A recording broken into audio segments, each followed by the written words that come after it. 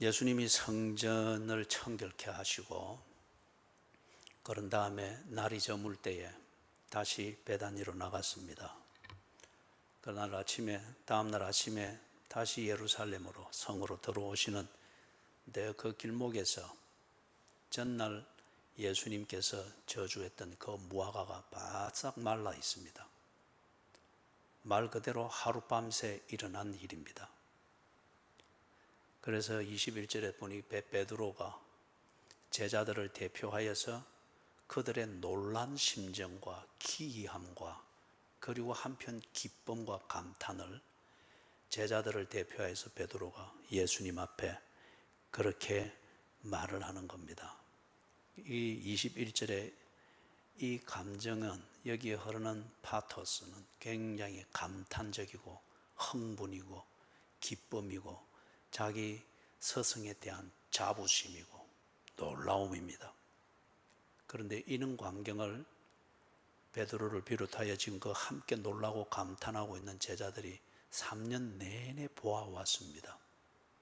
그렇기 때문에 이런 감탄과 흥분은 지금 이들에게 아주 익숙한 겁니다. 그런데 지금 또 그렇게 감탄하면서 예수님 앞에 그렇게 물어보는 겁니다. 바짝 말라버렸습니다, 예수님. 여기서 이제 예수님께서 22절 이하에서 설명을 포함한 대답을 이렇게 해줍니다. 예수님이 대답하시는 그 내용을 볼 때에 지금 이 베드로는 21절에서 그 베드로뿐만이 아니죠. 베드로가 대표해서 말하고 있는 이 제자들, 그들이 자기들이 지금 어떻게 되어야 된다 하는 이것을 모르고 있으면서 여전히 3년 내내 똑같은 수준에 머물러 있는 이것을 예수님께서 지적하고 있고 그것을 벗어나서 성장하고 준비되어야 될 것을 암시하고 있는 것을 볼 수 있습니다. 22절에 보니까 예수님께서 그렇게 말하죠. 하나님을 믿으라. 여기서부터 예수님의 대답과 설명이 쭉 이어집니다. 다른 말로 하면은 21절로 다시 돌아가면은 베드로나 예수님의 제자들이 이렇게 감탄만 하고 3년 동안 늘 하던 그거 감탄하고 그리고 놀라고 그리고 그 감탄으로 하나님 예수를 떠받들고 하던, 이제는 이것에서 벗어나서 베드로와 제자들이 너희들이 이와 같은 사건을 만드는 사람들이 되어야 된다는 겁니다. 이게 지금 예수님의 아래서 이어지는 그 대답에 깊이 배어 있는 것을 볼 수 있습니다. 그래서 22절에 하나님을 믿으라. 그래서 우리 번역에는 어쩌면 우리가 말하는 아주 일상적인 표현으로 치부할 수 있는 평범한 번역으로 되어 있습니다. 그런데 이것의 원래의 의미는 강한 믿음을 가지라는 겁니다. 강한 믿음을 가지라. 어떤 경우에도 하나님의 그 속성과 하나님의 성품을 인정하고 그것이 우러나는 그 믿음을 가져라. 다시 말해서 강한 믿음을 가져라는 겁니다. 왜 그럴까요? 이 베드로와 제자들이 특별한 상황에 직면하게 되어지면은 3년 내에 따라다니면서 그렇게 자기들을 관리해왔고 문제없이 지내왔던, 예수님과 함께 있으면서 문제없이 지내왔던 그 평소의 믿음, 이것으로서는 처신할 수가 없습니다. 제자답게 처신할 수가 없습니다. 언제나 예수님과 함께 다니면서 예수님이 뭘 탁 만들면 보고 놀라고 그리고 또 그 감탄을 나누고, 그걸 통해서 그들이 예수와 함께 동행하는 3년 동안에 무엇을 어떻게 해야 되는가 이제는 익숙합니다. 그리고 그런 정도 같으면 이들이 더 이상 고민하는 것도 없고 시험 들 일도 없고 번민할 것도 없습니다. 몸에 배열 쓸 정도로 딱딱 나옵니다. 평상화되어진 그들의 믿음입니다. 그런데 이 믿음 가지고는 이것을 능가하는 특별한 상황이 도래했을 때, 감당할 수 없는 어떤 특별한 문제를 만나게 됐을 때, 요 평상시에 요 믿음 가지고는 그들이 평상시와 같이 그렇게 처신하고 그렇게 평정을 가지고 일상을 살 수 없다는 거예요. 그렇기 때문에 강한 믿음을 가져라. 23절에서 그걸 23절 24절에서 그 상황을 보다 구체적으로 설명을 합니다. 거기에 보니까 산을 옮기는 이런 문제가 있습니다. 다른 말로 하면 무슨 말입니까? 베드로가 또 제자들도 역시 그렇습니다. 베드로와 이 제자들이 자기 자신의 인생에 있어서 산을 옮겨야만 될 상황에 처할 수가 있다는 겁니다. 일전에 이걸 강의를 하면서 이 산은 유대인들이 큰 문제, 자기들의 인생을 포기하고 좌절감을 느끼는데 이르도록 만들 정도로 큰 문제, 이런 걸 산에다가 비유를 한다 그랬죠. 일단은 이걸 문자 그대로 받아들이면서 우리가 봅니다. 베드로나 이 제자들이 자기 인생을 살면서 이런 문제가 없으란 법이 없죠. 우리 청소년들이 학교를 다닐 때는 언제나 똑같은 환경이고 똑같은 문제입니다. 좀 더 점수를 많이 받고 숙제를 하고 이런 게 그들의 문제지 그 이상 다른 문제가 없고 다 대동소이합니다. 그런데 졸업을 하면서 상급 학교에 진학하기 위해서 시험을 치는 것과 함께 그들이 직면하는 문제는 중고등학교 때 겪던 그 일상화되는 문제하고는 전혀 다른 문제들입니다. 그럴 때에 중고등학교 때 익숙해져 있는 그 실력과 사고방식과 성품과 그런 인격을 가지고는 그런 것을 헤쳐나갈 수가 없습니다. 그와 같아요. 지금 이 제자들이 예수님과 3년간 이렇게 지내듯이 평생을 그리 지낼 수만은 없는 겁니다. 자기 자신들이 어느 땐가는 예수님이 만들어주는 일상이라고 하는 이것과는 다른 그 어떤 일상을 살게 된다면 그때에는 자기들의 힘으로 풀지 않으면 그 하루 일과가 풀리지 않고 자기들의 힘으로 직접 풀지 않으면 그 인생이 더 이상 전진이 될 수가 없는 산과 같은 것이 그들 앞에 떡 버티고 서 있는 그 상황에 직면할 수 있다는 겁니다. 그럴 때에 지금 21절에서 보았던 것처럼 이 제자들이 예수의 하신 일을 보고 그리고 와 감탄하고 정말 예수님 대단하다. 예수와 함께 있는 우리는 얼마나 기쁘냐. 예수와 함께 있으면 걱정이 없고 두려움이 없지. 그러면서 기뻐하면서 예수님을 졸졸졸 따라다니려고 하고 그런 예수님을 물 하면 물 떠다 주고 섬기고 50명씩 안차를 하면 다 앉히고 그렇게 해서 밤낮으로 예수님 따라다니면서 예수님 섬기는 것, 예수님과 함께 동행하는 것 할 수 있습니다. 그리고 3년 동안 그리 해왔습니다. 그런데 그 정도의 믿음을 가지고서 어느 날 산과 같은 문제, 내가 직접 해결할 수밖에 없고 그러지 않으면 인생이 꽉 막혀서 더 이상 어떻게 할 수가 없는 이 산과 같은 문제에 직면하게 됐다.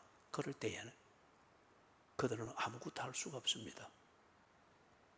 예수님이 하는 일만 보고 와 그걸 보면서 구경꾼의 즐거움으로 가지고 더 좋은 구경을 위하여서 그리고 막 보기만 해도 마음을 든든하게 하는 예수님 따라다니면서 그 정도의 섬겨주고 하는 이건 믿음이에요. 그러나 그 정도의 믿음을 가지고는 그들이 산을 옮길 수가 없습니다. 산에 직면하게 되어지면 어쩌면 포기할 걸 생각하든지 아니면 잘못 왔다 싶은 생각과 함께 잔머리를 굴리면서 자기 잔머리로서 만들어내는 결론을 합리화하고 변명을 만들기에 급급할 것입니다. 예를 들면 이들이 살아가면서 꼭 산만한 문제를 만나겠습니까? 그런 거는 인생에서 한두 번 있을까 한 문제겠죠. 그러나 그게 인생을 결정짓기도 하죠. 그렇게 인생을 살면서 돌짝들을 만나고 조금 높지막한 그런 언덕을 만나고 모퉁이를 돌아가고 하는 이런 게 얼마나 많겠어요. 그럴 때에 하나 둘 해보면서 그런 정도의 때문에 포기하거나 의심하거나 이러지 않을 믿음을 쌓습니다. 돌 하나쯤은 능히 건너갈 믿음이 있습니다. 언덕 하나 정도는 낮출 수 있는 믿음이 있습니다. 커버일지라도 커버 뒤에 여전히 길이 연결되어 있는 것을 믿는 믿음 정도는 가지고 웬만한 커버 길을 두고 의심하거나 인생 포기하거나 구실한 변명하지 않고 그리스도인답게 예수의 제자답게 평상심을 잃지 않고 처신을 할 수 있을 겁니다. 믿음입니다. 예수를 믿습니다. 그런데 어느 단계에서 산을 만납니다. 그때에 자기가 가지고 있는 예수를 믿는 믿음보다 이 산이 너무 큽니다. 그럴 때에 이 믿음으로 그 산을 옮기지를 못합니다. 다른 말로 하면은 그 산을 극복을 하고서 여전히 그리스도인답게 예수의 제자답게 해야 될 삶, 해야 될 일들을 묵묵히 해나가는 이 처신을 못한다는 거예요. 23절을 하반절에 보니까 예수님의 말씀에 이어지는 게 그 말하는 것이 산들어 들려 바다에 옮겨지라 할지라도 그렇게 될 것이요. 그랬잖아요. 그러면 그 말하는 것이 이루어질 줄 믿고 마음에 의심하지 아니하면 이렇게 합니다. 이게 무슨 말일까요? 변함없이 그리스도인답게 처신하는 것을 말합니다. 돌짝밭이 있을 때 변함없이 좀 피곤하고 힘들지만은 쭉 변함없이 그리스도인답게 처신하며 건너갔습니다. 언덕을 만날 때 아이고 이거 좀 숨이 가쁘겠구나 하지만은 그리스도인이 가야 될 길을 가면서 그리스도인답게 가뿐하게 처신을 했습니다. 그와 같이 산을 만났을 때 이 산을 극복할 만한 믿음이 있다고 하면은 이 산 앞에서도 흔들림 없이 변함없이 그리스도인답게 처신해 나가는 것, 그걸 지금 여기서 그 말하는 것이 이루어질 줄 믿고 마음에 의심하지 아니하는 것을 이야기를 합니다. 이걸 24절에서 조금 더 구체적으로 설명이 되어지고 있습니다. 24절에 보니 무엇이든지 기도하고 구하는 것은 그렇게 합니다. 그렇다면은 23절에 이거는 주수를 말하는 것이 아니고 그리고 뭔가 종교적 힘을 불어넣는 것처럼 물러갈지어다 뭐 이렇게 주수를 외치고 그런 것을 말하는 게 아닙니다. 24절을 보면은 그렇죠. 23절은 믿음의 실천을 말하는 것이고 24절은 이 믿음을 얻고 믿음을 확인하는 기도를 말합니다. 그렇기 때문에 24절 믿음을 얻고 믿음을 강화시키고 믿음을 확정하는 하나님과의 대화인 이 기도, 다시 말해서 하나님과 대화하는 이 하나님과의 예배가 없으면은 우리 지난 수요일 봤죠. 예배가 기도 이것이 빠지면은 하나님과 대화하는 이 교제가 빠지고서는 신령과 진정으로 드리는 예배라고 주장하는 것은 종교적 의식일 뿐입니다. 아니면은 의무감을 충실히 하는 의식에 지나지 아니할 수 있죠. 하나님과 소통이 안 되고 교제가 안 되는 걸 어찌 신령과 진정으로 예배 드린다 할 수 있어요? 왜 신령과 진정으로 예배 드리라고 합니까? 잡생각하느라고 하나님과 대화하고 교제하고 눈맞춤하는 걸 엉뚱한 것 이리 못하도록 하기 위해서 신령과 진정이라고 하는 겁니다. 그죠? 제가 여러분하고 대화를 하면서도 늘 엉뚱한 거 보면서 아니면 뭐 메모해 가면서 핸드폰 이리 봐가면서 뭐 한쪽 귀로 대화를 한다고 하면은 여러분 그게 제 대화를 믿겠습니까? 그리 안 하려면은 목사님 그 핸드폰 좀 놓고 제 말에 귀를 좀 기울이십시오. 그럴 수 있겠죠. 이게 신령과 진정으로 예배드리라. 예수님이 그리 가르친 겁니다. 신령과 진정으로. 그렇기 때문에 기도, 하나님과 대화하고 소통이 되고 인격적 교제의 그 꽃과 같은 이 기도로 표현되어지는 이게 없이는 신령과 진정으로 예배드리는 것은 가짜입니다. 그때에 뭐 폼 잡고 거룩하게 뭐 이렇게, 그거는 의무감에 충실한 종교적 의식일 뿐이에요. 그렇기 때문에 성전이 그리 타락을 해서 예수님이 확 엎어버린 거잖아요. 예? 그래서 24절에서 무엇이든지 기도하고 구하는 것은 하는 이것, 하나님과 대화하고 교제하고 물어보고 하나님이 대답해 주시고 내 원하는 건 이겁니다. 그게 그러느냐, 하나님과 이런 대화가 있는 이걸 통해서 뭐가 생기는 거예요? 믿음이 생기는 겁니다. 믿음이. 대화가 적으면 적을수록, 대화가 그냥 인사만 주고받는 것일수록 그 사람에 대한 믿음은 아주 교과서적이고 원론적이고 그냥 브로드합니다. 그죠? 폭 넓지만 디테일은 자세한 건 없어요. 그런데 그 사람과 대화도 나누고 때로 교제도 있고 한번 자기의 얘기도 해보고 그 사람의 속 마음도 들어보고 이러는 가운데 그 사람의 무엇을 믿어야 하며 어느 정도 믿어야 하며 내가 무엇을 해줘야 될 것인가가 구체화되어집니다.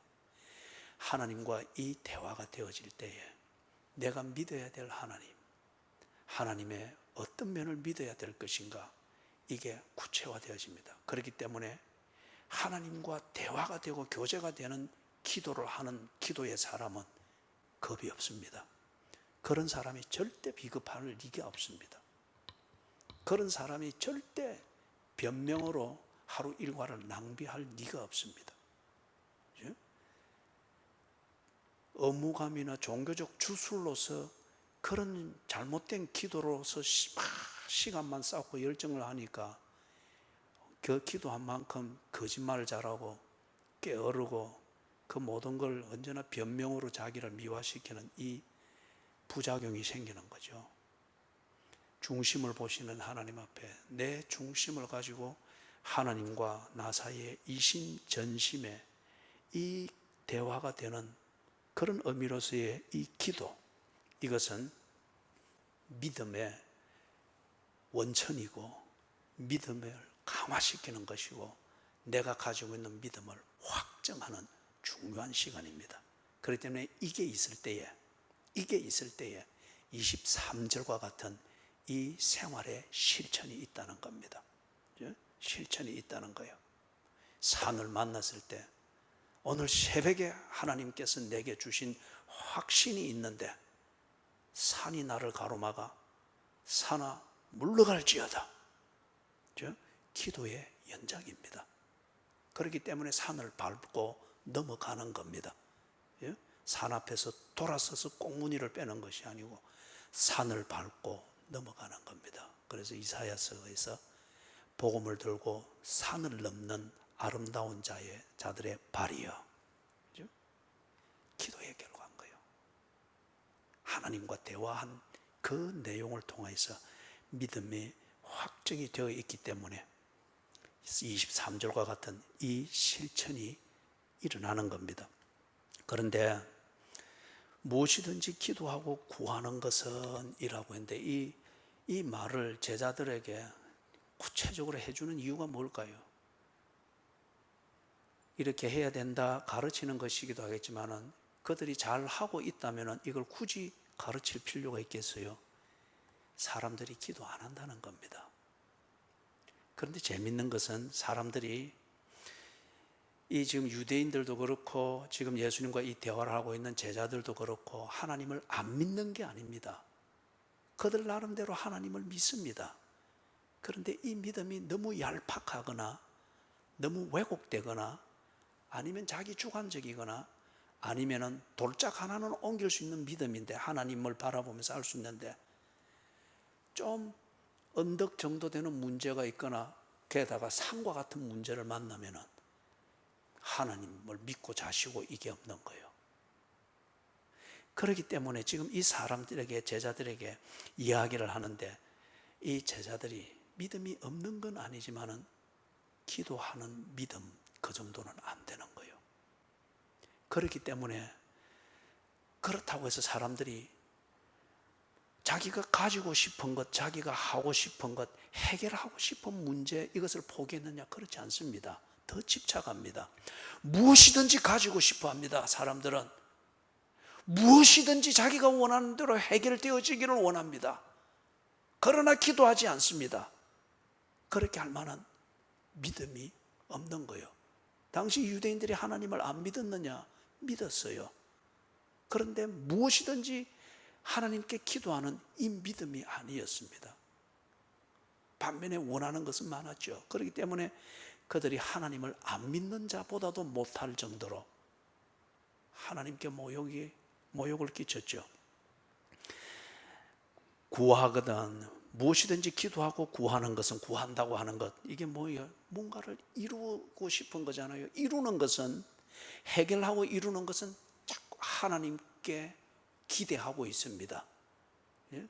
기적이 있었으면은, 소원이 있었으면은, 애들 수능고사 또 되어지고 하면은, 자녀들이 자립심을 가지고 또는 그 시험의 중요성을 알고 공부할 수 있는 그런 지혜로운 양육과 보조와 어떤 이런 환경을 만들어주고 하는, 그거는 10달 동안 까마득히 무시하고 지 하고 싶은 대로 하고 있다가 시험 다 되고 다음 주 시험, 그때부터 하나님 수능에 저거 머리가 될지언정 꼬리가 되지 않게 해주시고, 구하기는 구합니다. 무엇이든지 하나님께서 이루어지기를 소원하고 구하기는 합니다. 그러나 기도하지 않습니다. 하나님과 대화하지 않습니다. 대화가 되려고 하면은 내 것을 보여드려야 되고, 대화에 맞추려고 하면은 아닌 것은, 내 것은 포기하는 게 있어야 되잖아요. 이게 인격적 대화잖아요. 그게 싫은 거예요. 무엇이든지 가지고 싶어 합니다. 한편 하나님께서 내가 원하는 것은 다 이루어지기를 원하는 소원이 있습니다. 그러나 기도하지 않습니다. 왜 그렇죠? 그 문제에 대해서는 하나님을 믿지 않습니다. 아니면은 그 문제에 대해서는 의심이 있습니다.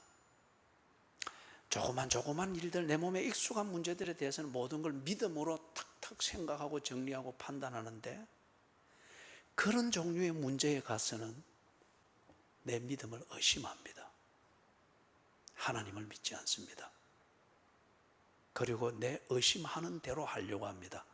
그렇기 때문에 무엇이든지 해결하려고 하고 가지려고 하고, 하나님이 이걸 들어주면 좋겠다는 구하는 종교적 소원은 있으나 하나님께 기도하는 그 정도의 믿음은 안 된다는 거예요.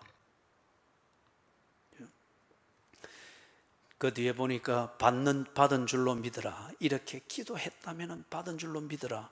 그게, 이 말이 그러면 무슨 말입니까? 기도는 하나님과의 인격적 대화지 않습니까?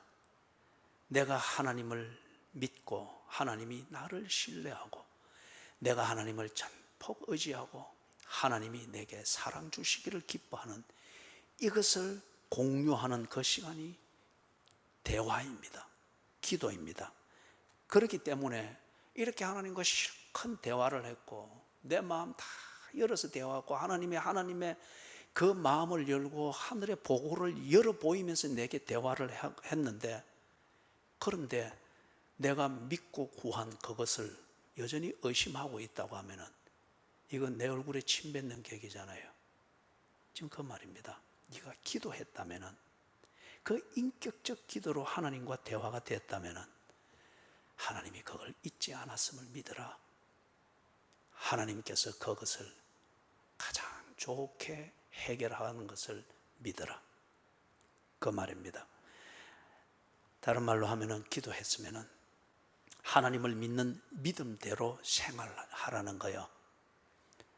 산이 다 앞에 막고 있다고 해서 하나님의 손이 막힌 것처럼 그렇게 변덕을 부리지 말라는 거예요. 왜 새벽 기도는 안 되는데 왜 급한 일이 있으면은 당신의 시간, 편한 시간에 거기서 기도하는 것은 되는 거예요. 새벽이라는 산에 막혀버렸습니다. 그죠?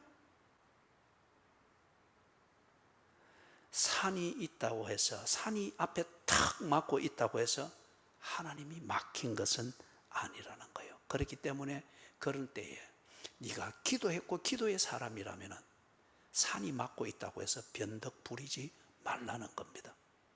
변덕 부리지 말고 돌 하나 치우고 언덕배기와 같은 문제를 극복하면서 다 믿음의 사람으로 걸을 때 기도하고 기도한 대로 담담히 다 걸어갔던 것처럼 산 앞에서도 그렇게 담대하게 처신하라는 거예요. 이게 기도했으면 받은 줄 믿으라, 그 말입니다. 기도해놓고 사는 거는 지 마음대로 살고 여전히 산 앞에서 꽁무니를 빼면서 변덕을 부리고 그러면서 변명으로 일관하면서 받은 줄 믿는, 그거는 종교적 주술입니다. 무당보다도 못한 당신 자신의 종교입니다. 그러니까 참 추워하고 하나님의 영광을 가리는 그런 어줍지 않은 교인들이 이 땅에 너무 많죠. 이걸 오해를 했기 때문에 그런 거예요. 자, 25절을 이렇게 해서 정리를 합니다. 앞에서 했던 걸 이렇게 정리를 하는데, 예수님께서 제자들에게 그랬죠. 하나님을 믿으라. 예수를 좋아하고 예수의 하신 일을 보고 기뻐하면서 예수님, 그리고 3년 동안 동고동락하면서 예수를 섬기고 그 정도의 믿음이 있습니다. 다른 유대인들보다 뛰어난 예수님 중심의 믿음입니다. 그런데 이 믿음을 가지고 있는 제자들에게 예수님이 지금 이 말씀을 하는 거예요. 하나님을 믿어라. 이 말은 무슨 말이에요? 너희들이 지금 3년 동안 나와 따라다니면서 이렇게 하는 이 믿음 정도 가지고는 안 된다는 거예요. 강한 믿음을 가져라. 강한 믿음을 가져라. 평상시 지금 네가 3년 동안 나와 함께 살아왔던 이 평상시의 삶으로 네 인생이 끝까지 그래 갈 것이 아니니라. 그런 변화무쌍한 그때에도 지금 너희들이 나를 즐거워하고 나를 기뻐하고 나를 섬기며 나와 교제하며 함께 한 식탁에서 먹고 마시던 이 교제를 평상시처럼 할 수 있도록 하기 위해서는 강한 믿음을 가져라. 몸의 배인대로가 아니고 강한 믿음을 가져라. 왜냐? 23절에서 말했던 것처럼 이 제자들이 산을 옮겨야 되는 상황을 만나게 될 것이기 때문입니다. 그렇기 때문에 잡초 베어내는 정도의 이 믿음 가지고는 산을 옮겨야 되는 이 상황을 그들 인생에서 만날 때에 감당이 안 되는 거예요. 강한 믿음을 가져라. 24절에서 이 제자들이 하나님의 은혜가 아니면은 어떤 것도 할 수 없는 삶을 살게 될 것이기 때문에 지금까지는 예수님이 턱턱턱턱 다 해결해 주었습니다. 그러면서 하나님의 은혜가 무언가를 그들에게 심어준 셈이죠. 그런데 이들은 아직 그걸 알 정도의 믿음이 아닙니다. 그냥 예수가 좋을 뿐이에요. 그런데 이 좋아하는, 내게 좋은 것을 주고 좋은 구경을 했고 감탄이 있기 때문에, 좋기 때문에 예수를 좋아하고 섬기고 예수와 함께 있는 것, 이것 정도의 믿음을 가지고 지 인생을 하나님과 교제하면서 지 인생을 만들어 갈 수 있는, 이게 안 된다는 거예요. 하나님을 보았느냐? 하나님의 은혜가 아니면 너희들이 살 수 없을 것이다. 이 하나님의 은혜를 다 받으면서 그 은혜로 네 삶을 개척해 나가려고 하면은 기도해야 한다. 하나님과 대화해야 한다. 3년 동안 나와 함께 지날 때는 내가 너희들에게 언제나 말을 걸고 너희들의 속을 내가 끄집어내는 이 대화를 언제나 주도했다마는, 이제는 이것을 알았으면은 너희들이 하나님의 옷자락을 붙잡는 이 몸부림을 칠 줄 알아야 된다. 그리고 하나님을 부를 줄 알아야 된다. 산을 만났을 때에 등을 돌릴 생각보다 산 위에 계시는 하나님, 그 하나님을 부르짖으며 찾을 수 있어야 된다. 그리고 하나님 기도할 수 있어야 된다. 기도해야 한다는 거예요. 24절에서 그렇게 말했죠. 그런 다음 25절에서 하는 말이 암시된 건 그겁니다. 이 제자들이 산을 옮겨야 되는 상황을 만나고 산보다 더 높으신 하나님을 산보다 더 높은 목소리와 더 큰 헌신과 몸부림으로 하나님을 찾고 부르짖지 않으면 산을 넘을 수 없는, 그래서 하나님의 은혜를 받을 수 있는 준비가 안 될 이런 것을 만나게 되는 이 인생을 산다 하게 될 때에 그 삶의 일상이 평탄하겠습니까? 그들 앞에 수많고 그리고 거듭되고 반복되는 시비와 모함, 핍박과 박해, 어떤 억울한 일들을 만나나 그러나 목적 때문에 견뎌야 되는 이런 일들을 수없이 직면하게 될 것임을 그들에게 보여줍니다. 인생이 그런 거잖아요. 거기다가 이 사람들이 예를 들면 그 중에 4명은 평생을 어부질했잖아요. 거물질했잖아요. 거기서는 당할 수 있는 문제가 그들에게는 빤합니다. 그럴 때 빤한 그 문제를 위해서 믿음을 어떻게 준비하고 하나님과 어느 정도 기도하고 빤합니다. 그런데 지금 삶을 바꿨습니다. 전혀 낯선 삶을 살게 됩니다.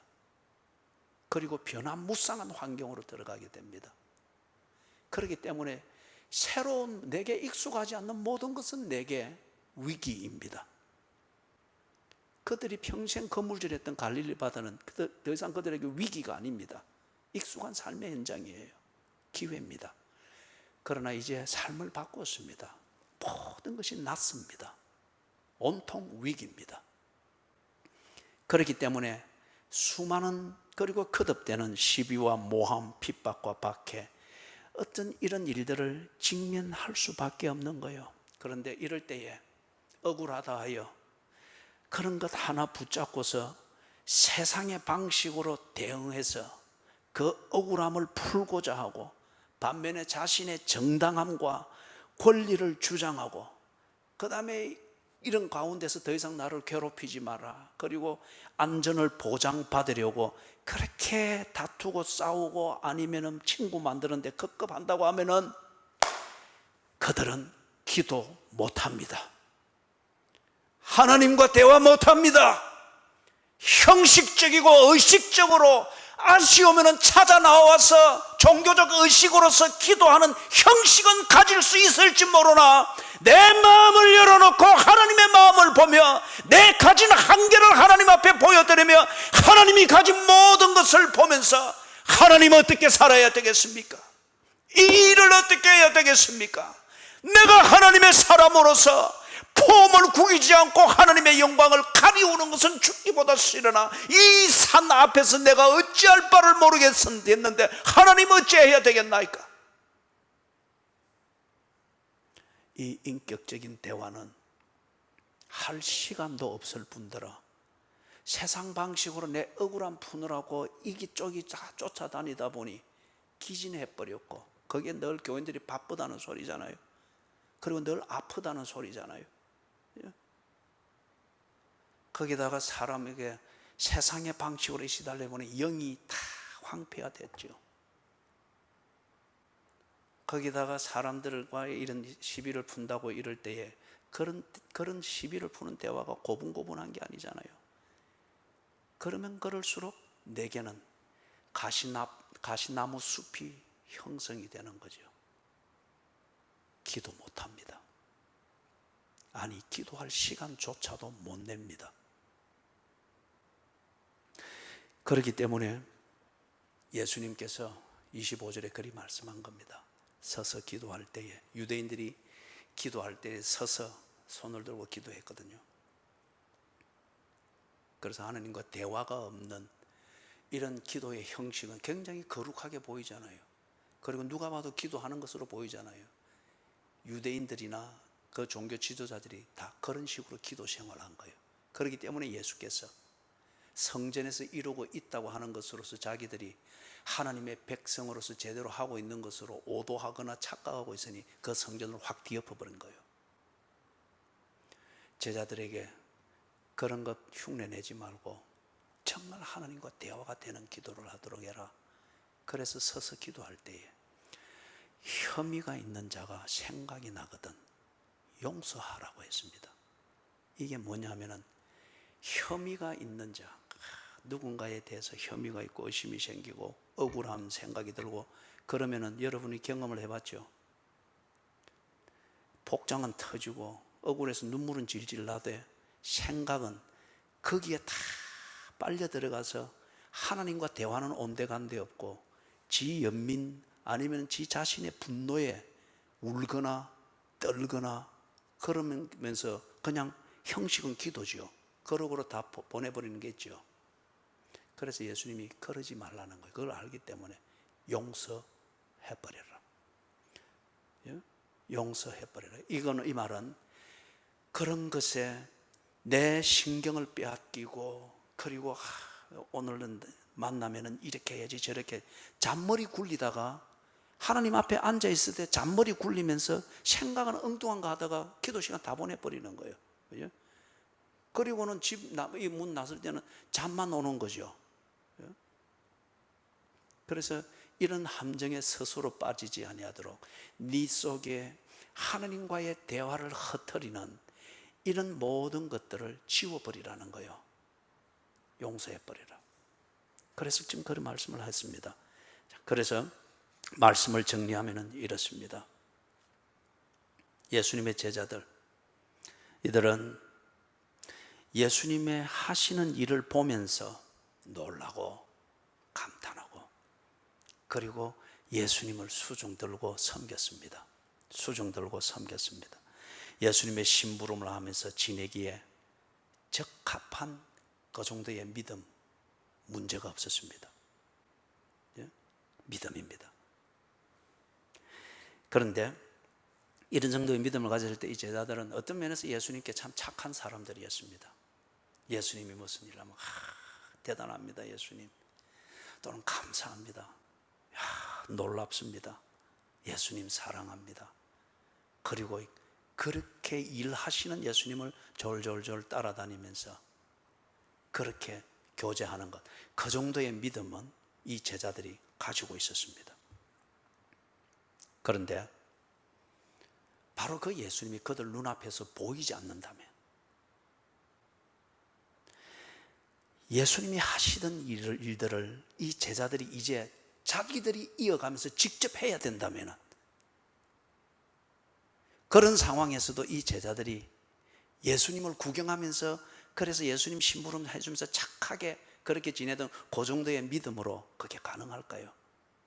그 정도의 믿음으로 예수의 하시던 그 일을 이어갈 수 있을까요? 이들이 귀신을 쫓아내고 그리고 십자가에 못 박히고 원수들에 대하여서 그럼에도 불구하고 감정에 흔들림 없이 의분을 낼 때는 내고 온유할 때는 온유하면서 하나님 나라를 가까이 도래케 하는 이 일을 묵묵히 해 나갈 수 있을까요?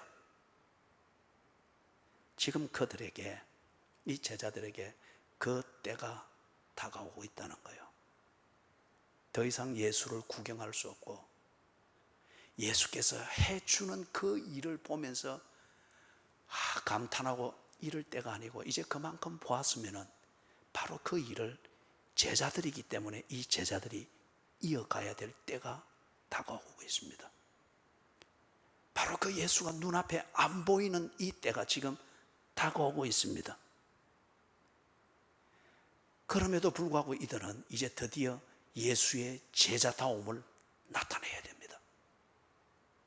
예수님과 3년 동안 그렇게 지내면서 배우고 예수님이 당부했고 그렇게 가르쳤던 이것을 드러내야 되는, 정말 나는 예수의 제자다 하는 이 진정성을 스스로 드러내면서 입증해야 될 때가 다가오고 있습니다. 그렇기 때문에 그들이 예수님과 3년을 동고동락할 때 예수님이 그리 말했잖아요. 자기는 자기를 보내신 아버지를 믿는다고. 그 아버지를 믿으면서 당신이 하는 일을 한다고 했잖아요. 제자들이 이걸 들었습니다. 그리고 예수께서 아버지를 믿는 믿음에서 당신이 이 땅에 온 모든 일들을 하는 것을 그들이 듣고 배웠습니다. 그와 같이 이들이 예수의 제자이면 예수께서 하나님을 믿었듯 제자들이 하나님을 믿어야 된다는 겁니다. 하나님을 믿으라. 강한 믿음을 가져라. 네 눈앞에 예수가 보일 때 예수를 믿듯이 네 눈앞에 예수가 안 보일 때에 그때에도 예수가 믿던 하나님, 그 하늘 아버지를 믿으라. 강하게 믿으라. 산과 같은 그 삶의 문제가 부딪히고 네 그리스도인됨을 변질되는 걸 당연시 여기도록 만드는 산과 같은 인생의 문제에 직면했을 그때에도 돌짝 하나 치우는 그 믿음 정도는 안 된다. 산을 옮길 만한 강한 믿음을 가져라. 그래서 변덕 부리지 않도록 해라. 도망가지 않도록 해라. 변명으로 일갈하지 않도록 해라. 하나님의 복음을 전가해야 될 그 입이 어찌 변명으로 일갈할 수가 있겠느냐. 그러지 아니하려면 강한 믿음을 가져라. 강한 믿음을 가져라. 이것을 다짐하기 위해서 예수께서 이 제자들을 마지막에 파송하지 않습니까? 온 천하를 다니며 만민에게 복음을 전하라. 그러면서 마태복음 28장 20절 마지막 절에서는 뭐라 합니까? 볼지어다 세상 끝날까지 내가 너희와 함께 하리라. 강한 믿음을 가져라. 강한 믿음을 가져라. 그래서 조그만 믿음 없는 게 아닙니다. 그러나 그 믿음으로 그리스도인답게 처신하기에는 우리의 삶의 현장이 너무 복잡하고 너무 많은 일들이 있고 너무 많은 도전들이 있는 거예요. 이 앞에서 그리스도인들이 조그마한 믿음, 형편될 때 하나님 찾으면서 기도한답시만 그 정도 가지고는 산 같은 문제들이 버티고 있는 우리의 삶의 현장에서 그리스도인답게 살아낼 수가 없다는 거예요.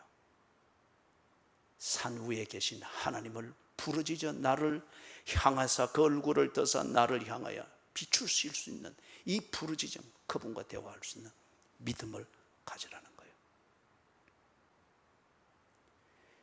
형편 따라 신앙생활을 하는 것도 믿음은 믿음입니다.